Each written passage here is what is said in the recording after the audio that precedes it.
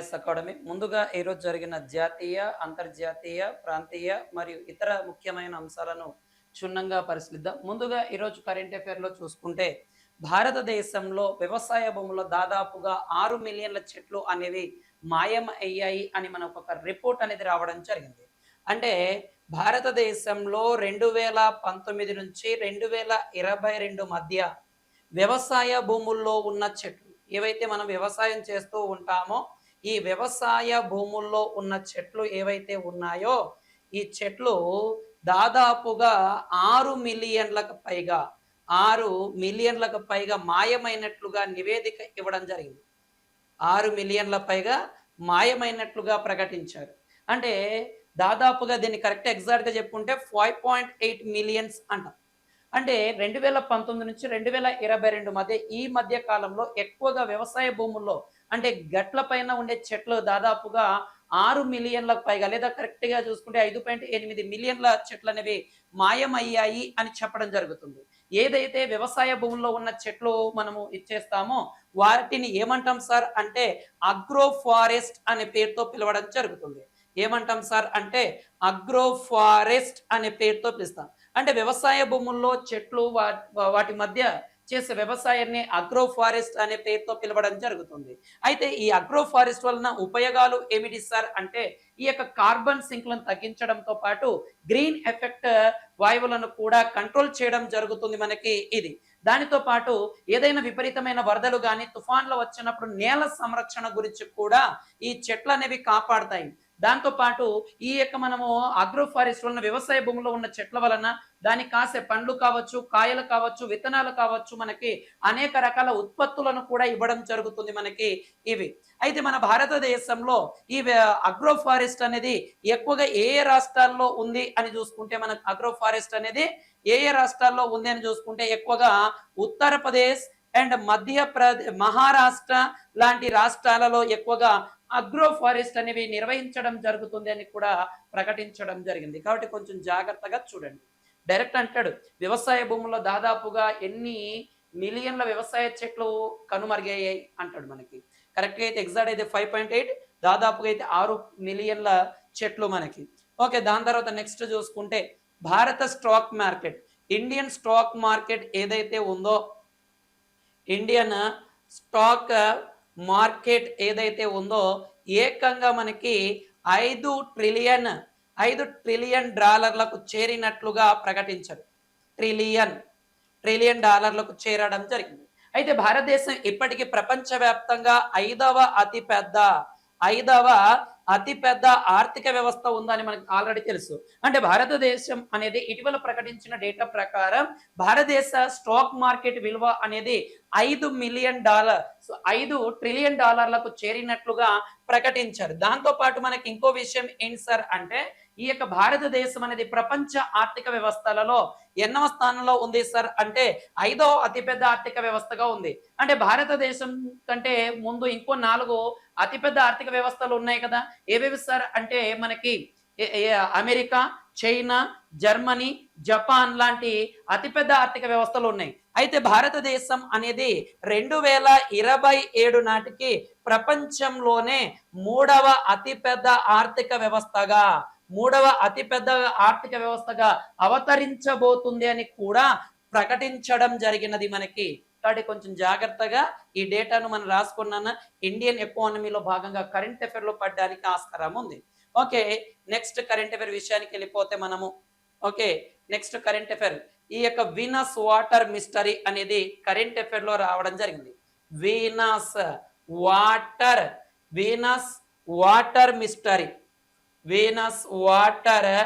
Mystery అనేది రావడం జరిగింది.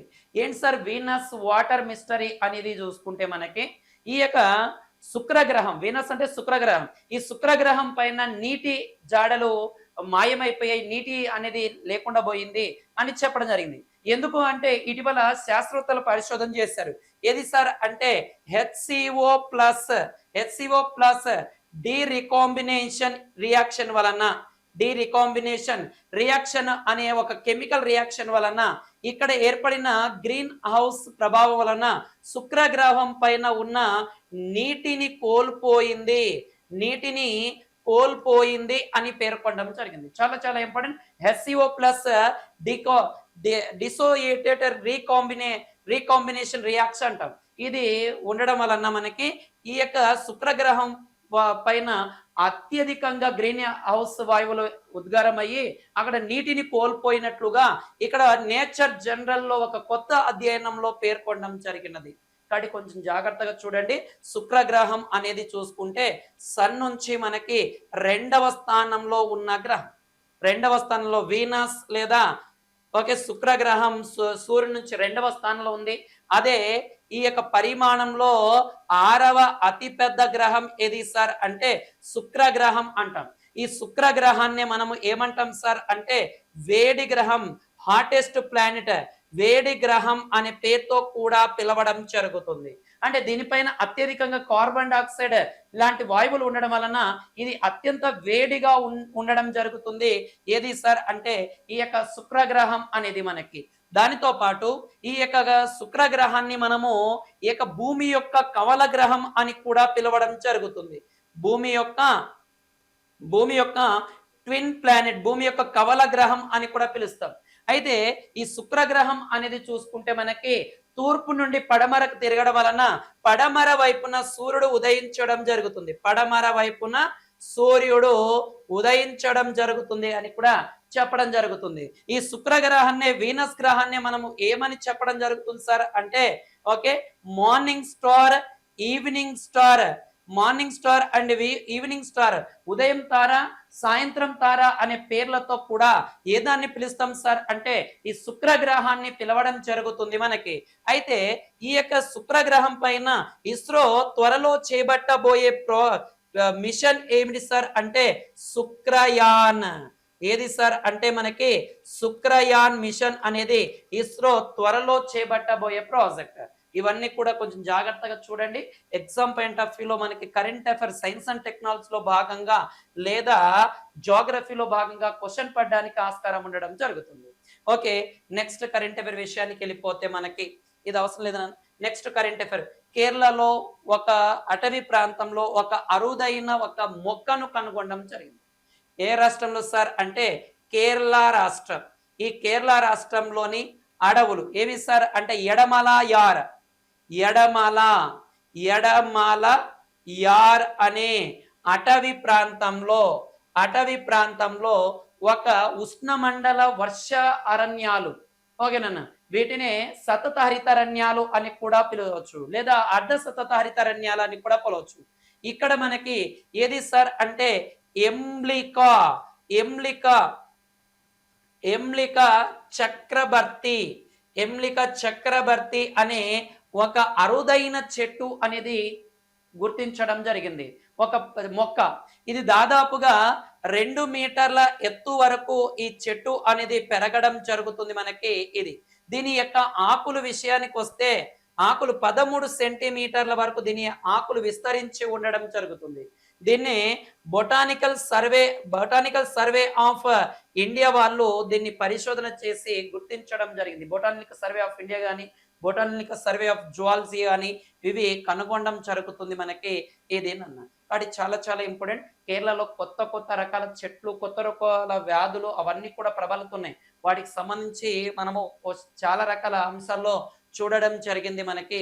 ఇదేనన్నా ఓకే. దాని తర్వాత మన నెక్స్ట్ కరెంట్ అఫైర్ విషయానికి వెళ్ళిపోతే ఏంటి సార్ అని చూసుకుంటే మనకి ఇండోనేషియాలోని బాలి అనే ప్రాంతంలో మనకి వరల్డ్ వాటర్ సమిట్ అనేది జరగడం జరిగింది.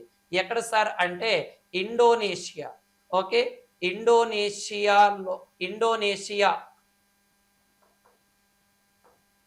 ఇండోనేషియాలోని బాలి అనే ప్రాంతంలో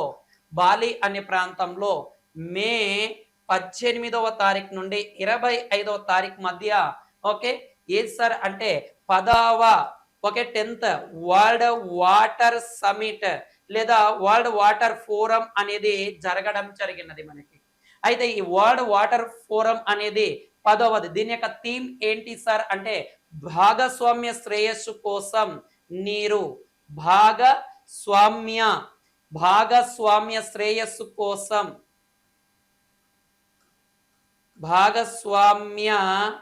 శ్రేయస్సు కోసం, శ్రేయస్సు కోసం నీరు అనే థీమ్‌తో దీన్ని నిర్వహించడం జరిగింది. అంటే దీని ప్రకారం ఈ సదస్సులో ఒక రిపోర్ట్ కూడా ఇవ్వడం జరిగింది. దీన్నే మనం ఏమంటాం సార్ అంటే water, water for, water for shared respiratory అని ఒక నివేదిక ఇవ్వడం జరిగింది. 10వ వాటర్ సమిట్ లో నివేదికలో భాగంగా 2022లో 2.2 బిలియన్ మంది 2.2 బిలియన్ మంది నీటి సవాళ్లను అనేది ఎదుర్కోవడం జరిగినదిగా ప్రకటించారు. అంటే పరిశుద్ధమైన నీరు అందుబాటులో లేదు. 3.5 బిలియన్ల మందికి సురక్షితమైన పారిశుద్ధ్యం చేయబడిన నీరు కూడా లభించలేదు అని చెప్పడం జరుగుతుంది. మనకి దాదాపుగా 1.4 మిలియన్ల మంది ఈ యొక్క ఈ యొక్క వాటర్ పొల్యూటల్ వలన 1.4 మిలియన్ల మంది మరణించారు అని కూడా ప్రకటన చేయడం జరిగినది మనకి ఈ దినాన. అయితే ఇలాంటి వరల్డ్ వాటర్ ఫోరం సమిట్ అనేది వరల్డ్ బ్యాంక్ ఆధ్వర్యంలో జరగడం జరుగుతుంది. వరల్డ్ బ్యాంక్ ఆధ్వర్యంలో జరగడం జరుగుతుంది. అయితే మొట్టమొదటి వరల్డ్ వాటర్ సమిట్ అనేది మొరాకోలోని ఎక్కడ సార్ అంటే మొరాకోలోని ముర్రాకేష్ అనే ప్రాంతంలో మొదటిసారిగా వరల్డ్ వాటర్ సమిట్ అనేది 1997లో మొదటి వరల్డ్ వాటర్ సమిట్ అనేది నిర్వహించడం జరిగింది. అయితే ఈ వరల్డ్ వాటర్ సమిట్ అనేది ప్రతి 3 సంవత్సరాలకు ఒకసారి నిర్వహించడం జరుగుతుంది. ప్రతి 3 సంవత్సరాలకు ఒకసారి ఈ వరల్డ్ వాటర్ సమిట్ ని నిర్వహిస్తారు.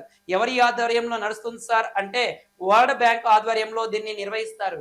వరల్డ్ బ్యాంక్ అధ్యక్షుడు ఎవరు సార్ అంటే ప్రెసిడెంట్ మన భారతీయ సంతతి మూలాలు ఉన్న అజయ్ బంగా గారు ఎన్నిక కావడం జరిగిందని కూడా మనం చెప్పడం జరుగుతుంది మనకి ఈ దినాన. అయితే వరల్డ్ బ్యాంక్ యొక్క ప్రధాన కార్యాలయం వాషింగ్టన్ DC యునైటెడ్ స్టేట్స్ లో ఉండడం జరుగుతుంది మనకి.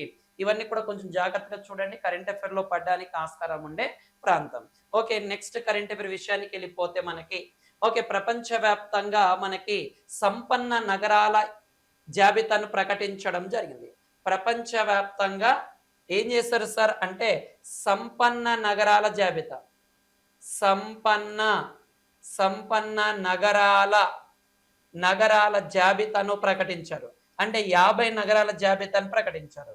దీంట్లో మొదటి స్థానంలో ఏముంది సార్ అంటే బే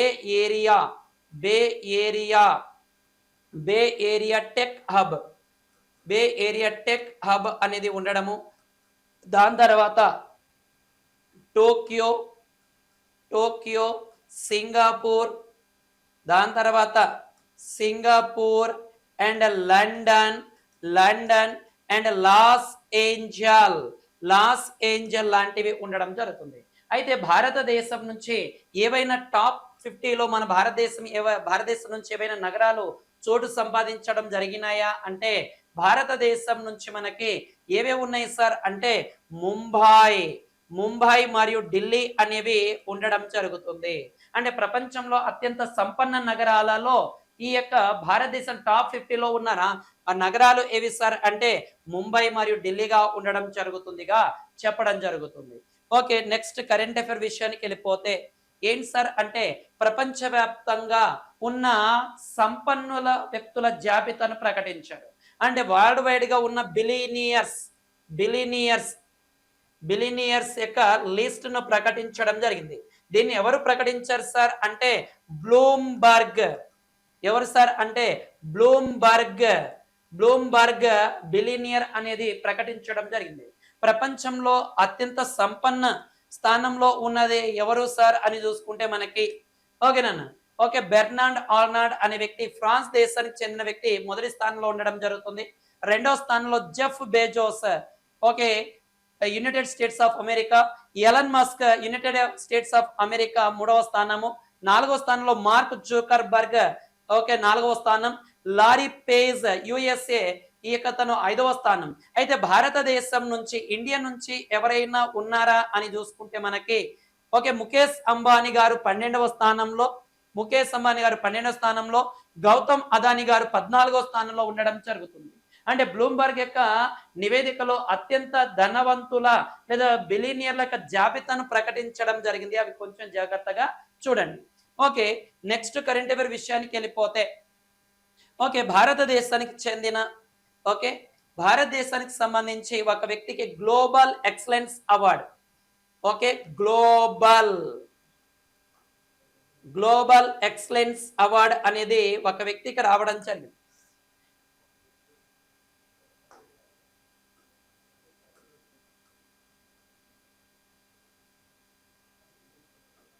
గ్లోబల్ ఎక్సలెన్స్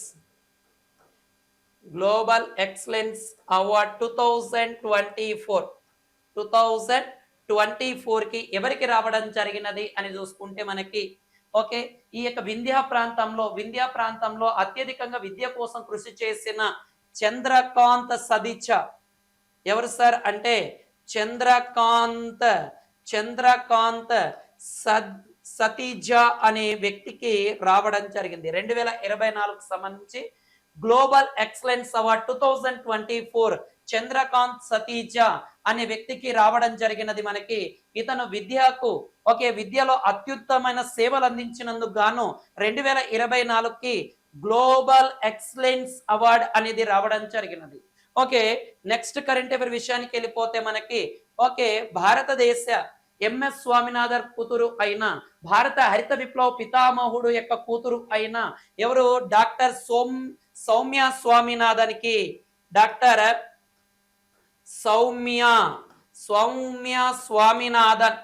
సౌమ్య స్వామినాథన్కి ఓకే కెనడా దేశంలోని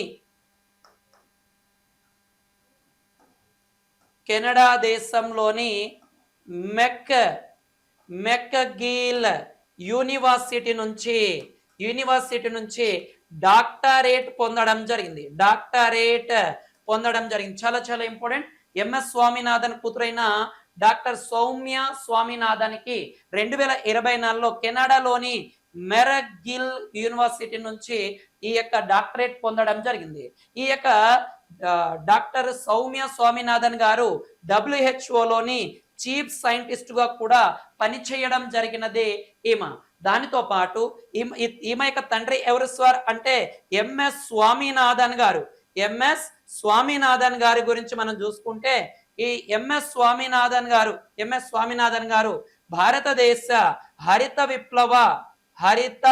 విప్లవ పితామహుడుగా కూడా ఇతన్ని పిలవడం జరుగుతుంది. ఓకే, ఎంఎస్ స్వామినాథన్కి గ్లోబల్ ఫుడ్ ప్రైజ్ అవార్డు కూడా లభించడం జరిగింది. ఓకే, రీసెంట్ గానే ఎంఎస్ స్వామినాథన్ గారు కూడా ఇటీవలనే మరణించడం జరిగింది మనకి. కాబట్టి ఇవన్నీ కూడా కొంచెం జాగ్రత్తగా చూడండి. నెక్స్ట్ కరెంట్ అఫైర్ విషయానికి వెళ్ళిపోతే మనకి గుజరాత్ చెందిన ఒక మార్బుల్ GI ట్యాగ్ పొందడం జరిగింది. ఏంటి సార్ అంటే అంబాజీలో త్రవిన ఒక మార్బుల్ అంటే గుజరాత్ లోని ఒక మార్బుల్ కి GI ట్యాగ్ ఇవ్వడం జరిగింది. GI ట్యాగ్ అంటే జియోగ్రఫికల్ ఐడెంటిఫికేషన్, భౌగోళిక గుర్తింపు ఇచ్చారు. ఒకసారి భౌగోళిక గుర్తింపు ఇస్తే 10 సంవత్సరాల వరకు GI ట్యాగ్ అనేది ఉండడం జరుగుతుంది. అయితే ఈ అంబాజీలో లభించిన ఈ మార్బుల్ యొక్క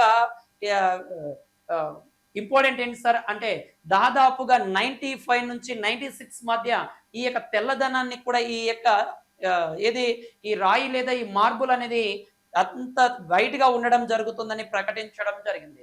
కాబట్టి కొంచెం జాగ్రత్త చూడండి. గుజరాత్ లోని GI ట్యాగ్ పొందిన మార్బుల్ అంబాజీ ప్రాంతంలో దొరకడం జరిగింది. దాంతోపాటు ఇంకోటి ఇంపార్టెంట్ అయిన విషయం ఏంటంటే ఇటీవల GI ట్యాగ్ పొందిన అన్ని రకాల అంశాలు మనం చూసాం. ఓకే, అస్సాంలో కావచ్చు, జమ్మూ అండ్ కాశ్మీర్ కావచ్చు, ఒడిశాలో కావచ్చు, అండ్ ఇటీవల మధ్యప్రదేశ్లో కావచ్చు, కొన్ని GI ట్యాగ్ పొందిన అంశాలు చూసాం. అవన్నీ కూడా కొంచెం జాగ్రత్తగా ఇచ్చేయండి. నెక్స్ట్ కరెంట్ అఫైర్ విషయానికి వెళ్ళిపోతే మనకి ఓకే ఇండోనేషియాలోని ఒక మారుమూల దీవి అయిన ఏది సార్ అంటే హల్మాహేరాలో ఒక అగ్ని పర్వతం బద్దలవడం జరిగింది. ఆ అగ్ని పర్వతం పేరు ఏంటి సార్ అంటే ఇబు అనే అగ్ని పర్వతం అనేది ఇండోనేషియాలోని హల్మాహారాలో ఈ ఇబు అగ్ని పర్వతం బద్దలవ్వడం జరిగినది మనకి. కాబట్టి కొంచెం జాగ్రత్త చూడండి అన్న. ఇది సముద్ర మట్టం నుంచి దాదాపు 5000 మీటర్ల ఎత్తులో ఉండడం జరుగుతుంది మనకి. ఇటీవల ఈ ఇండియన్ ఓషియన్‌లోని ఒక అగ్నిపర్వతం కూడా బద్దలవ్వడం జరిగిందని చెప్పాం. అయితే ఈ అగ్నిపర్వతం విషయానికి వస్తే మనము ఓకే. ఇది ఎక్కడుంది సార్ అంటే ఇండోనేషియా. ఇండోనేషియా అధ్యక్షుడు ఎవరు సార్ అంటే జోకో వీడో. ఓకే. జోకో విడోడే అనే వ్యక్తి ఉండడం జరుగుతుంది. దీని యొక్క రాజధాని ఇండోనేషియా యొక్క రాజధాని జకార్తా. ఓకే. ఇండోనేషియా యొక్క కరెన్సీ ఇండియన్ రూపాయి అనే పేరుతో పిలుస్తాం. అయితే ప్రపంచంలో అత్యధికంగా అగ్నిపర్వతాలు బద్దలయ్యేది ఎక్కడ సార్ అంటే పసిఫిక్ పసిఫిక్ మహాసముద్రంలోని రింగ్ ఆఫ్ ఫైర్ అనే ప్రాంతంలో ఎక్కువగా అగ్నిపర్వతాలు బద్దలవ్వడం జరుగుతుంది. ఓకే. అక్కడే అత్యధికంగా అగ్నిపర్వతాలు. అయితే భారతదేశంలో అగ్నిపర్వతాలు ఏమైనా ఉన్నాయా అని చూసుకుంటే మనము ఓకేనా, ఒకటి చూసుకుంటే మనకి నార్కొండం అనే అగ్నిపర్వతం అండమాన్ నికోబార్లోని నార్త్ అండమాన్కి ఎదురుగా ఉంటుంది. రెండవది చూసుకుంటే బారెన్ అనే అగ్నిపర్వతం, ఇది కూడా అండమాన్ నికోబార్లోని మనకి ఎక్కడ మిడిల్ అండమాన్ కి ఎదురుగా ఉంటుంది. అండ్ ఇటీవల గ్రూప్ 2లో అడిగిన క్వశ్చన్, ఓకే, భారతదేశంలో బురదను స్రవించే అగ్నిపర్వతం, బురదను వెదజల్లే అగ్నిపర్వతం ఎక్కడుంది సార్ అంటే అండమాన్ నికోబార్ లోనే ఉండడం జరుగుతుంది. ఇవన్నీ కూడా కొంచెం జాగ్రత్తగా చూడండి, ఎగ్జామ్ పాయింట్ ఆఫ్ లో పడడానికి ఆస్కారం ఉండడం జరుగుతుంది. ఓకే, నెక్స్ట్ కరెంట్ అఫైర్ విషయానికి వెళ్ళిపోతే పాకిస్తాన్ కి సంబంధించిన ఎవరు సిర్ఫరాజ్ ఖాన్ ఆక్సిజన్ లేకుండా అంతరిక్షాన్ని అధిరోహించడం జరిగింది. ఇతను ఇప్పటికీ దాదాపుగా 13 ఈ యొక్క 8,000 మీటర్ల కంటే ఎత్తైన పర్వతాలను అధిరోహించడం జరిగినది. అంటే ఈ యొక్క సిర్ఫరాజ్ ఖాన్ అనే వ్యక్తి దాదాపుగా 8,000 మీటర్లు ఎత్తు ఉన్న పర్వతాలను 13ను ఎక్కాడు. ఇతని రికార్డు 14 ఎక్కి చరిత్ర సృష్టించాలి అనేది ఇతని యొక్క ముఖ్యమైన విషయం. ఏదాన్ని ఎక్కడన్నాం సార్? ఎవరెస్ట్ ను ఎక్కడం జరిగింది. ఎవరెస్ట్ అనేది చూసుకుంటే ప్రపంచంలోనే అత్యంత ఎత్తైన శిఖరం. దీని యొక్క హైట్ ఎంత సార్ అంటే 8848.56 మీటర్ గా ఉండడం జరుగుతుంది. ఎక్కడ ఉండడం జరుగుతుంది సార్ అంటే ఇది నేపాల్ దేశంలో ఉండడం జరుగుతుంది. దీన్ని సాగర్ మాత అనే పేరుతో కూడా పిలవడం జరుగుతుంది. అయితే ఎవరెస్ట్ ను అత్యధిక సార్లు అధిరోహించినది ఎవరు సార్ అంటే అప్పా షెర్పా అనే వ్యక్తి లేదా అప్పా రీటా కామి షెర్పా అంటాం. అతను ఏకంగా ఇప్పటికీ 26 సార్లు అధిరోహించి ఇతను రికార్డు సృష్టించడం జరిగింది. ప్రపంచంలో మొట్టమొదటిసారిగా ఎవరెస్ట్ ను అధిరోహించిన వాళ్ళు ఎవరు సార్ అంటే Tenzing Norway, okay, Edmund Hillary, వీళ్ళిద్దరు కూడా ఈ మొట్టమొదటిసారిగా ఎవరెస్ట్ ను అధిరోహించిన వారుగా చెప్పడం జరుగుతుంది మనకి ఏదేనన్నా. కాబట్టి కొంచెం జాగ్రత్తగా యాడ్ చేసుకోండి. ఎవరెస్ట్ యొక్క పాత పేరు P15 అనే పేరుతో పిలవడం జరుగుతుంది. P15. ఓకే, జార్జ్ ఎవరెస్ట్ అనే వ్యక్తి కనుగొన్న తర్వాత దీని యొక్క పేరును ఎవరెస్ట్ గా పేరు మార్చడం జరిగింది. అది కూడా జాగ్రత్తగా యాడ్ చేసుకోండి. నెక్స్ట్ కరెంట్ అఫైర్ చూసుకుంటే world economy forum travel and tourism development index 2024 ను ప్రకటించారు నాన్న. ఈ డేటా ప్రకారం భారతదేశం అనేది 39వ స్థానంలో ఉండడం జరిగింది. And travel and tourism development 2024 data ప్రకారం భారతదేశం యొక్క ప్లేస్ 39వ స్థానంలో ఉండడం జరుగుతుంది. అయితే మొదటి స్థానంలో ఉన్న దేశం ఏది సార్ అంటే స్పెయిన్ అండ్ జపాన్. మూడవ స్థానంలో ఫ్రాన్స్ అనేది ఉండడం జరుగుతుంది. దాని తర్వాత ఆస్ట్రేలియా అనేది 5వ స్థానంలో 4వ స్థానంలో ఉండడం జరుగుతుంది మనకి ఇవి నాన్న. అంటే భారతదేశం ఈ యొక్క ట్రావెల్ అండ్ టూరిజం డెవలప్మెంట్ లో 39వ స్థానంలో ఉంది. అదే జర్మనీ అయితే 6వ స్థానం, యునైటెడ్ కింగ్డమ్ అయితే మనకి 7వ స్థానము, చైనా అయితే 8వ స్థానము, ఇటలీ అయితే 9వ స్థానము, స్విట్జర్లాండ్ అయితే 10వ స్థానంలో ఉండడం జరుగుతుంది మనకి. ఓకే, నెక్స్ట్ కరెంట్ అఫైర్ చూద్దాం. ఓకే, మే 21 ని ఇంటర్నేషనల్ టీ డేగా సెలబ్రేట్ చేయడం జరుగుతుంది. దీనిని యుఎన్ఓ ఆధ్వర్యంలో ఉన్న ఫుడ్ అండ్ అగ్రికల్చర్ ఆర్గనైజేషన్ అనేది ప్రతి సంవత్సరం కూడా దీనిని నిర్వహించడం జరుగుతుంది మనకి. ఏదాన్ని మనకు ఇంటర్నేషనల్ టీ డేని. అయితే మొదటి ఇంటర్నేషనల్ టీ డేని 2020లో నిర్వహించగా 2024లో టీ డే 5వ టీ డే ఇంటర్నేషనల్ టీ డేని నిర్వహించడం జరుగుతుంది మనకి. ఓకే. కాబట్టి మనకి టీ విషయానికి వస్తే మన భారతదేశంలో అత్యధికంగా టీ లేదా తేయాకు ఎక్కువ పండుతుంది సార్ అంటే భారతదేశంలో బ్రహ్మపుత్ర వ్యాలీ అంటే అస్సాంలోని సుర్మా వ్యాలీ ప్రాంతంలో ఎక్కువగా టీ పండుతుంది. దానితో పాటు ఇక్కడే ఈ సుర్మా వ్యాలీతో పాటు వెస్ట్ బెంగాల్లోని డార్జిలింగ్ అనే ప్రాంతాల్లో కూడా ఎక్కువగా టీ అనేది పండడం జరుగుతుంది మనకి. అదే ఈ అస్సాంలోని జోర్హట్ ప్రాంతంలో నేషనల్ టీ రీసెర్చ్ ఇన్స్టిట్యూట్ అనేది ఉండడం జరుగుతుంది. అదే వెస్ట్ బెంగాల్లో మనకి కలకత్తాలో నేషనల్ టీ బోర్డ్ అనేది కూడా ఉండడం జరుగుతుంది మనకి ఇది. అయితే భారతదేశంలో అత్యధికంగా ఏ రకం టీ తాగుతారు? టీలో చాలా రకాల టీ ఉంటాయి కదా. బ్లాక్ టీ అనేది ఎక్కువగా భారతీయులు తాగే టీగా చెప్పడం జరుగుతుంది మనకి. బ్లాక్ టీ అనేది మనకి ఆంధ్రప్రదేశ్లోని అరకు వ్యాలీ ప్రాంతంలో కూడా ఎక్కువగా టీ అనేది పండించడం జరుగుతుంది మనకి ఇది నాన్న. కాబట్టి కొంచెం జాగ్రత్తగా చూడండి. టీ డే మొదటిసారి ఎప్పుడు నిర్వహించాం? 2024 ఎన్నోవ టీ డే. ఓకే. ఈ ఎక్కువగా భారతదేశం మొట్టమొదటిగా టీని ఏ లోయ ప్రాంతంలో, బ్రహ్మపుత్ర లోయ ప్రాంతంలో పరిచయం చేశారు. అత్యధికంగా టీ చూసుకుంటే మనకి భారతదేశంలోని సుర్మ వ్యాలీలో పండుతుంది. ఓకే. నెక్స్ట్ కరెంట్ అఫైర్ విషయానికి వెళ్ళిపోతే అంతర్జాతీయ జీవ వైవిధ్య దినోత్సవం మే 22ను మనము ఇంటర్నేషనల్ బయోడైవర్సిటీ డేగా నిర్వహించడం జరుగుతుంది. అయితే దీని యొక్క థీమ్ కూడా చూడండి అన్న, జీవ వైవిధ్యం కోసం అంతర్జాతీయ దినోత్సవం యొక్క థీమ్ చూసుకుంటే ఓకే, జీవ వైవిధ్యం కోసం అంతరిక్ష దినోత్సవం ప్రణాళిక అనేది దీని యొక్క థీమ్ ఏంటి సార్ అంటే జీవ వైవిధ్యం అంటే విభిన్న విషయాల పరిధి మరియు జీవ వైవిధ్యం అంటే జీవన వైవిధ్యం అనేది దీని యొక్క థీమ్ గా ఇచ్చేయడం జరిగింది మనకి. ఓకేనా.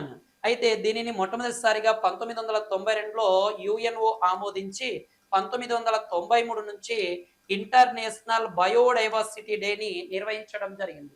అయితే ఇంటర్నేషనల్ బయోడైవర్సిటీ నిర్వహించాం. ఇండియన్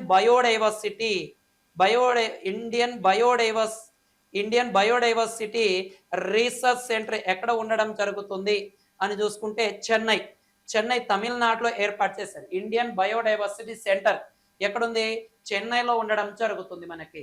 అయితే ఇండియన్ బయోడైవర్సిటీ యాక్ట్ ని 2002లో చేయడం జరిగింది Indian government. Okay.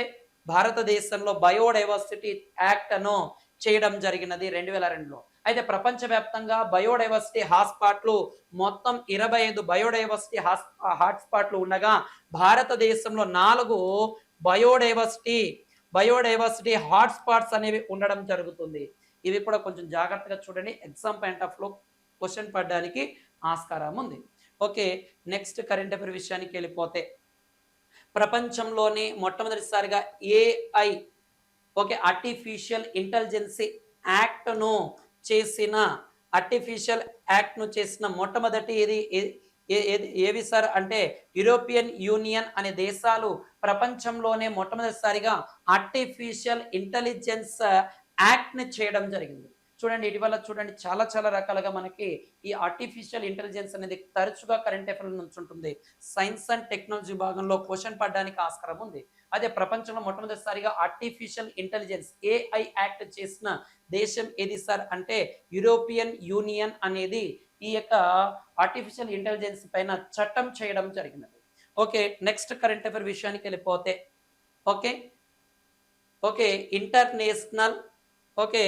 International solar alliance లో 99వ సభ్య దేశంగా మనకి ఏది చేరడం జరిగింది సార్ అంటే స్పెయిన్ అనే దేశం 99వ సభ్య దేశంగా మారడం జరిగింది. ఈ యొక్క న్యూఢిల్లీలో జరిగిన ఈ international solar alliance ministry summit లో భాగంగా 99వ సభ్య దేశంగా స్పెయిన్ చేరడం జరిగింది. అయితే మనకి ప్యారిస్ COP21 ప్యారిస్ కాప్ 21 అనే ఒక సమిట్ లో భాగంగా ఇండియా ఇండియా మరియు ఫ్రాన్స్ అనే రెండు దేశాలు ఇంటర్నేషనల్ సోలార్ అలయన్స్ ను ఏర్పాటు చేయడం జరిగింది. ఎప్పుడు సార్ అంటే 2015లో ఇంటర్నేషనల్ సోలార్ అలయన్స్ అనేది ఏర్పాటు అవ్వడం జరిగింది. అయితే ఈ ఇంటర్నేషనల్ సోలార్ అలయన్స్ లో 99వ సభ్య దేశంగా ఏది సార్ మనకి స్పెయిన్ అనే దేశం మారడం జరిగింది. ఇది కూడా కొంచెం జాగ్రత్తగా చూడండి అన్న. ఎగ్జామ్ పాయింట్ ఆఫ్ లో ఖచ్చితంగా క్వశ్చన్ పడేది. సైన్స్ అండ్ టెక్నాలజీ భాగంలో భాగంగా క్వశ్చన్ పడడానికి ఆస్కారం ఉంది. ఇది ఈరోజు జరిగిన జాతీయ, అంతర్జాతీయ, ప్రాంతీయ కరెంట్ అఫైర్స్. ఏవైనా మిగిలిపోయిన అంశాలు ఉంటే రేపటి కరెంట్ అఫైర్స్ లో చూద్దాం. ఆర్ఎస్ అకాడమీ కర్నూల్, మీ స్వామి సార్. జై హింద్.